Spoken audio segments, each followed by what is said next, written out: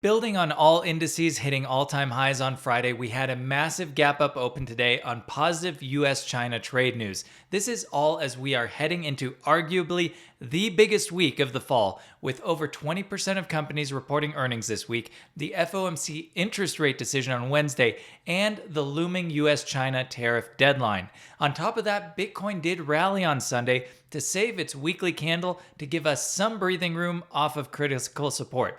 It's nice to have some signs of hope in crypto. So with all of this in play, how are we setting up for that bullish November that everybody is hoping for? Well, let's dive right in to look at the key charts for stocks, commodities, and crypto to discuss exactly that. Let's go.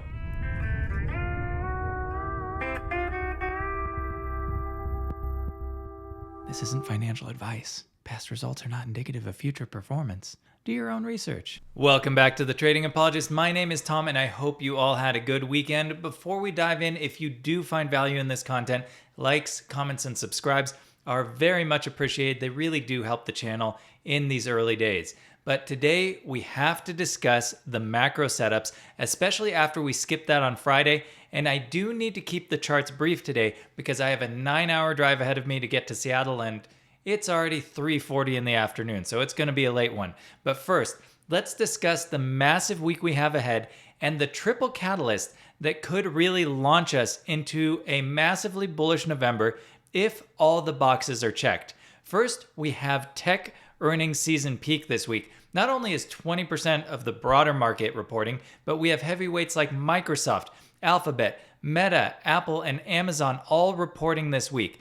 And so far, if we're looking at the companies that have reported the last 2 weeks, 87% of companies have beat on earnings per share and 83% have beat on revenue. And blended earnings growth sits at positive 9.2% versus what was expected at 7.9%. So, positive tech earnings this week could reignite momentum in AI and tech stocks. And I think it's important to note that this is an earnings-led rally. This isn't on hype or speculation. Earnings are coming through to drive this rally, and that doesn't normally form a bubble. Very important.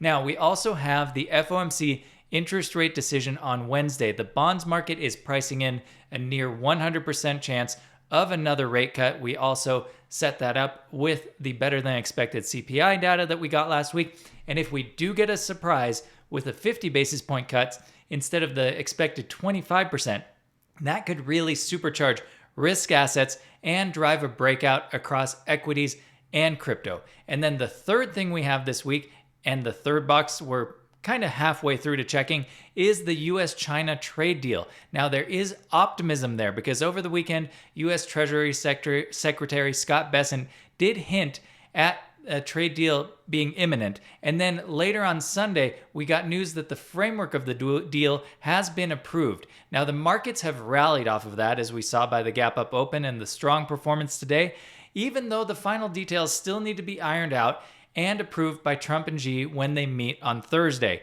So we'll call this box half checked.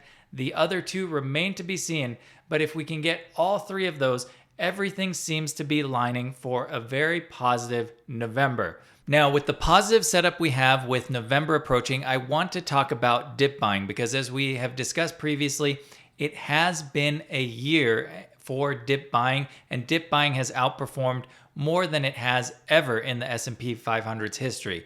2021 came close, but we're even above that. So with that strong setup, I'm viewing any days that pull back this week as buying opportunities for shorter term trades over the next 4 to 8, maybe 4 to 12 weeks. But if we look at this chart, it shows just how important it is to buy those dips and to be in for the periods where the market moves. Missing just a few of the best days can really destroy long-term returns. And from 1950 to 2025, the S&P 500's annual gains dropped by more than half if one misses the best 5-day stretch each year.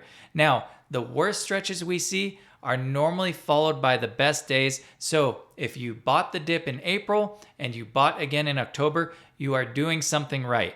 Now, we have to be careful, obviously, at the top of markets as they turn, because eventually dip buying does turn into exit liquidity, but everything we've been looking at in the macro does not point to this being the top yet.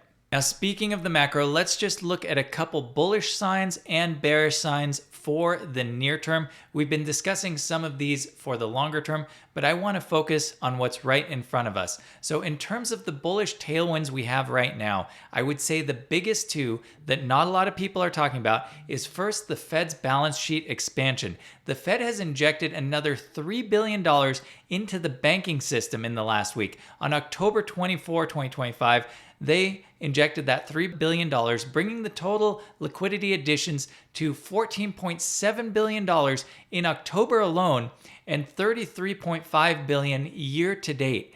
No one is really talking about this, and this quiet balance sheet expansion continues beneath the surface despite them saying they're still in a cycle of QT. Next, also on the Fed side, the overnight reserve repurchase agreement facility has fallen from 2.55 trillion with a T to 2.4 billion, a 99.9% reduction, which marks the end of the COVID era liquidity wave.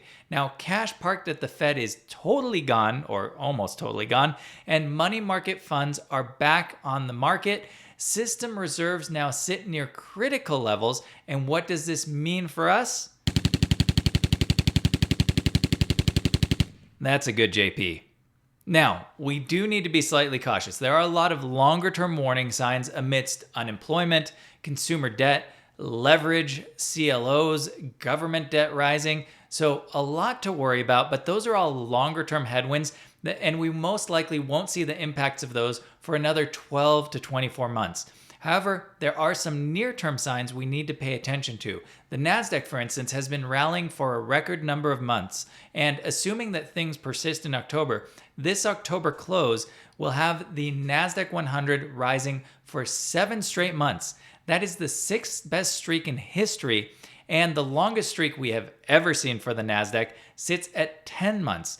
Now, historically, this would point to a weaker Q1. However, despite that weaker Q1, the 12-month returns are positive in all 5 prior cases where we have seen this stat, and those have averaged 12% over the following year. Now, this aligns very much with that increase in volatility that we've been discussing for 2026, and I still anticipate 2 larger drawdowns next year as opposed to the 1 larger drawdown and the 1 measured drawdown. So just be ready for that. Look for signs in the charts that are showing you that things are overheated and are turning.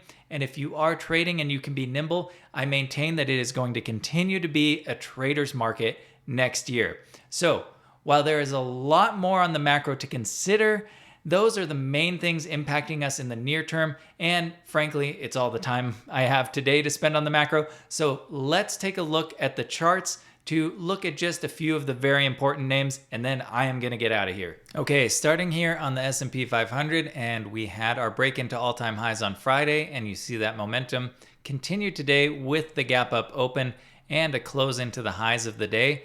Obviously very bullish, but this kind of acceleration does worry me a little bit that we might see a gap close, and that is more evident here on the NASDAQ, which also had those gaps, but has been outperforming on the run. Now, days where we have seen over a 1% gap up open, which we had over the weekend, we have had 53 of those instances on the NASDAQ since 2023, and 32 of those instances have led to a close of that gap over the following 4 days. So if you miss the move, that would be something to look out for, because historically, that also provides a positive median return of 7% over the next 2 months with an 88% hit rate. So any pullback we see this week statistically is very likely to be positive by the end of the year. As things rally and go risk on, gold continues to pull back, broke beneath the critical $4,000 support. So the next support zone is this little consolidation range from 3,800 to 3,900. And if gold can find support there, there is a chance that it's just going to be range bound between 3,800 and 4,200 for the next foreseeable future, the next few months. Okay, looking to Bitcoin really quickly, you can see that positive weekly close that we had that got us above some key pivot points and away from that danger zone at the 200-day moving average. If we draw back in our trend line for support, we have that down below, which if we were to break down further, that's sitting at around 95 to 96K. Depending on where we intersect it might even come in at 98K. Failing below that would definitely be a cause of concern for the bull market being over, but bouncing in this territory that we have is a much stronger sign. And for the weekly close this week, we still have some work to do. Even though that close was good, I want to see us close above this local pivot, above 16K, ideally closing above 18K, which would put us above this pivot back here and in stronger territory. A close above 18, and I've been saying 18K, 118K, would set Bitcoin up to retest all-time highs.